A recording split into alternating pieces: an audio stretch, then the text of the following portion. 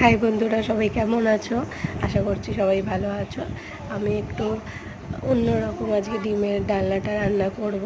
দেখতেই পাচ্ছ কী দিলাম আর কী করলাম। তো যাই হোক, সেরকম রান্না কিছু করতে পারি না, ওই টুকটাক জাস্ট করি, ইচ্ছা হয়, ভালো লাগে, তাই জন্য নিজের মতন করে করি। হ্যাঁ, এইটা আমি ফেসবুক একজনের থেকে দেখেছিলাম যে যেটা চিকেন বানাচ্ছিলো, আমি এটা ডিম দিয়ে করেছি। আমার মেয়ে এটা ওটা খেতে চায় না, তো একটু অন্যরকম কিছু করে দিলে খেতে চায়, তাই আজকে ডিমের ডালনাটা এইভাবে রান্না করলাম। ভালোই হয়েছিল খেতে মোটামুটি। আলুটা না দিলে হয়তো বেশি ভালো লাগতো, আগের দিন আলু ছাড়াই করেছিলাম, কিন্তু আমার বর আবার আলু দিয়ে খাবে, রুটি দিয়ে রাত্রিবেলা খাবে, তাই জন্যই আলুটা দরকার।